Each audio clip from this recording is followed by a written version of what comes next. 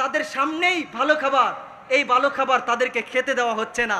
পচা খাবারগুলা তাদের বমি আসতেছে, নাড়ি বুড়ি বের হয়ে যাচ্ছে, তারপরে ওইটা খাইতে তাদেরকে বাধ্য করা হচ্ছে। নবীজি জিজ্ঞেস করলেন কারণ কি, এরা কারা, এরা কারা? তখন জিব্রাইল জবাব দিল, এরা হলো দুনিয়ার পরকীয়াকারী, পরকীয়াকারিণী। নবীজি হাদিসে বলেন, দেখেন মেরাজের রাত্রে নবীজি এক দলের কাছে উপস্থিত হইলেন। নবীজি দেখলেন তাদের সামনে, এক দলের সামনে বড় শাহী খাবার, বড় পবিত্র খাবার, জান্নাতি খাবার, গুস্ত রান্না জান্নাতি। আরেক পাত্রে পচা জাহান্নামের পুজ, পচা খাবার। তাদের সামনেই ভালো খাবার, এই ভালো খাবার তাদেরকে খেতে দেওয়া হচ্ছে না।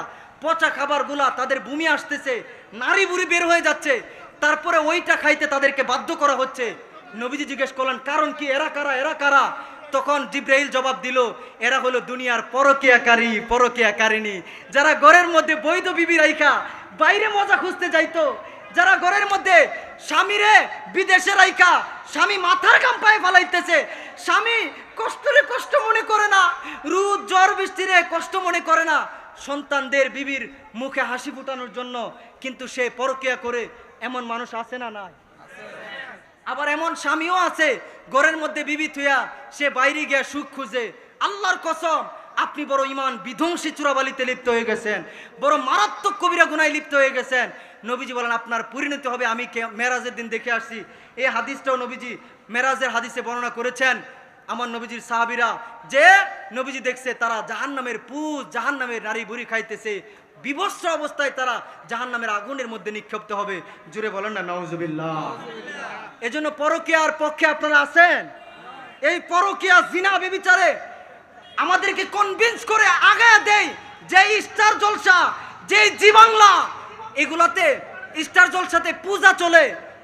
আর আমার মুসলমান বোনেরা, আমার মা বোনেরা এগুলা দেখে আজানের সময় ইন্না লিল্লাহি ওয়া ইন্না ইলাইহি রাজিউন, আপনার আল্লাহর সাথে শরীক হইতেছে, আপনার আল্লাহর সাথে তারা শিরক করতেছে, ঘন্টা বাজাইতেছে। আপনি এই পূজা ঘরের মধ্যে লাগায় বাচ্চা নিয়ে দেখতেছেন, আপনার ঘরে শান্তি আসবে কেমনে? আপনার ঘরে গজব আসবে না, আসবে কোথায়? আল্লাহর সাথে শরীক হইতে দেখলে আপনার মনে কষ্ট লাগা উচিত ছিল না? তো আপনি যে স্টার জলসা দেখেন, ওখানে কি শিখায়? কিভাবে স্বামীর সাথে ঝগড়া করতে হয়, কিভাবে আরেক ঘরের সংসার ভাঙতে হয়, কিভাবে শয়তানি করতে হয়, এগুলা ছাড়া আর ভালো কিছু শিক্ষা আছে? আইয়ুব নবীর জীবনী পড়ে না, আমার নবীর জীবনী পড়ে না, সাহাবাদের জীবনী পড়ে না, সিদ্দিক আকবরের জীবনী তাদের ঘরে নাই, কারবালার ঘটনা তারা জানে না, মা ফাতেমার জীবনী তারা জানে না, বিবি রহিমার জীবনী তারা জানে না, জানে মা খাদিজার জীবনী তারা জানে না। স্টার জলসা না দেখতারলে এক পর্ব তারার পেটের বাত হজম।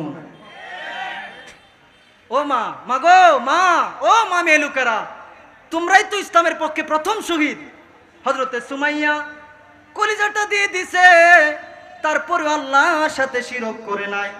এই শিরক যেই টিভির মধ্যে, যেই চ্যানেলের মধ্যে চলে গো মা, যেই চ্যানেলে জিনা ব্যভিচারে কনভিন্স করে, ও যুবক ভাই, একদিন তুমি চলে যাইবা, তোমার মোবাইলের এই গানগুলা, তোমার ফেসবুকে সারা এই নেশার গানগুলা, এই অবৈধ গানগুলা, মানুষের চোখকে নষ্ট করে নেওয়ালা এইরকম বেবিচারের প্রচারণাগুলা তোমার কবরে জাহান্নামের আগুন দাউ দাউ করে জ্বালানোর মাধ্যম হবে।